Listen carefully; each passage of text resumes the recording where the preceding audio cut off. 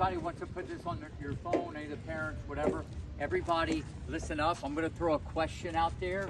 You can answer it however you want. I know some of you little ones, it's going to probably be a little confusing, but as soon as you hear the question, you answer it however you want to.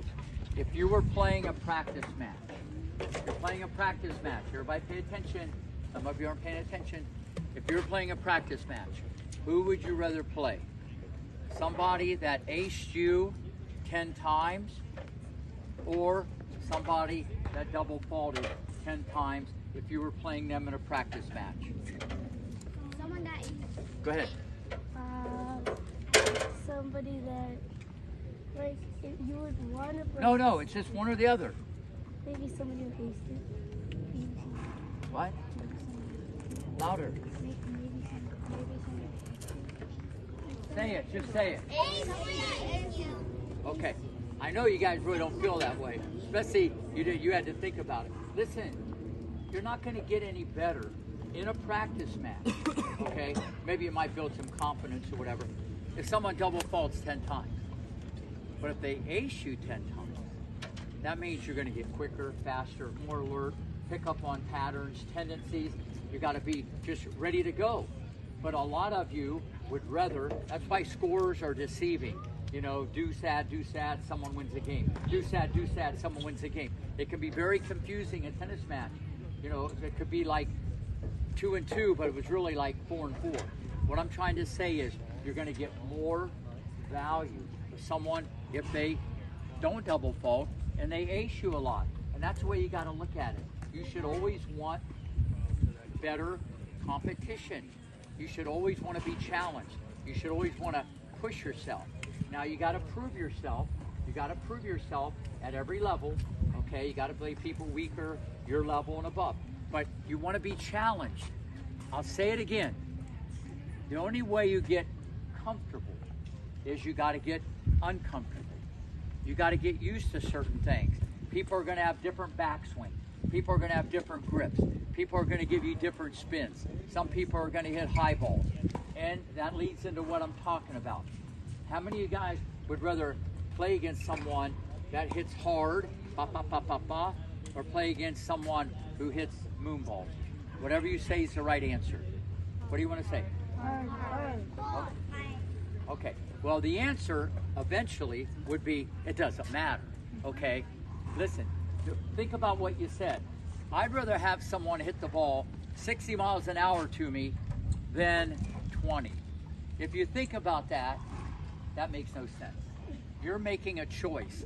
The reason why you don't like people, they call it moonball, or the reason why you don't like people that are flipping up hamburgers with extra cheese, okay, because you're annoyed, you get impatient, okay, you don't feel as good, okay, you got to be more surgical, you got to play more with a razor blade, and you got to take your time, and then you get impatient, you overhit, you run to the net when you shouldn't, you try dumb things, because the way this person plays is frustrating.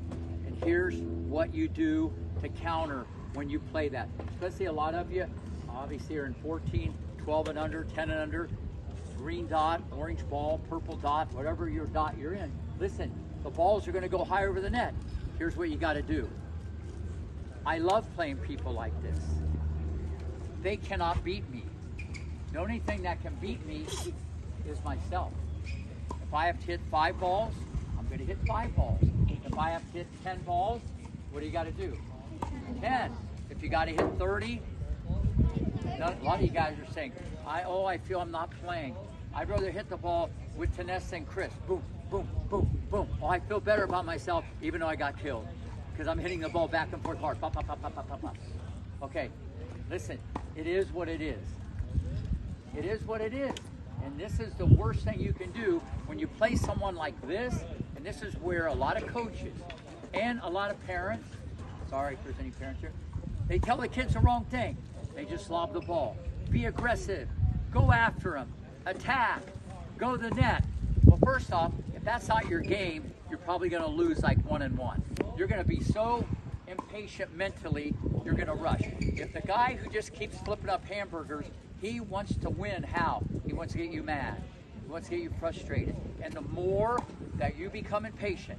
And the more you get frustrated, he's just going to not take any chances, and he's going to reset every single point. And Soham's not paying attention. All right? He's going to reset every point. The way you beat someone who's consistent. Everybody pay attention. We got a lot of people here, 14 and under. You got to be more consistent. Or it's even at the highest level, okay? You still got to hit balls back and forth. It's what we call jockey for position until maybe you get an opportunity. But this is so important with a lot of you guys. It's your mindset, because you get impatient when you play against someone who lobs the ball. That's why a lot of you always say, oh, I hit better with the hitting partner. I hit great. Okay, I hit great with the hitting partner. I hit so good. Listen, it's two different things. Who's the new girl? It's two different things, all right? Oh, it's Sophia. I didn't recognize you. Okay, it's two different things. Listen, hitting and playing. It's like two different sports. It's like North Korea, South Korea. Maybe not that extreme. Hitting and playing. There's no correlation. There's none. You can be an amazing hitter, okay, and not that good a player. And you can be a decent hitter and an unbelievable player. They don't go hand in hand. Sure, it gives you a snapshot technically. Ooh, look at that forehand. Ooh, look at the backhand. Ooh, look how they hit the ball. But then you get in the match, now we got to work on footwork. We got to work on handling problems. Okay? How positive are you? How do you move? How do you anticipate? They're two different things. And when you're little, you got to learn how to hit the ball. But hitting and playing are very different. Listen, at the end of the day, you've heard us tell you this all the time. The best thing you can do is become the best competitor you can be. Anybody, anytime, anywhere, okay? It doesn't matter.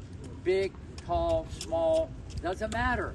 Whether they lob the ball, hit hard. That's why a lot of you would rather play people better than you, okay? That's why you would play better. Because if you hit the ball into the net against someone better, it's a lot different than if you hit the ball in the net against like Little Mo. If it goes into the net, it goes into the net. It doesn't matter. You guys got to understand, it's still a mistake. But it feels different if you hit the ball in the net against Alcaraz. But it might feel different you hit the ball in the net against like Nick. But it's still into the net. You guys, pay attention. Some of you guys are hearing, but you're not listening. Listen, a lot of things I say are gold on gold. You got to understand, I've been fortunate, okay, to not only help mold, okay, but develop some of the mentally strongest players. Forget running and technical, ever to play the game. Ever to play the game, okay? I know how they think. I know how they listen. Some of them even say, Rick, we were brainwashed to be number one. You know why? Because they listened to every word. And if I said jump, they said how high. If I said run, they would say how far. And I'd say you're playing on court 8 against that person, bang. Discipline, okay? And this is what all you guys, there's a lot that I said today. I hope you put in your journal. I'll see you guys this afternoon. Let's go. Good workout.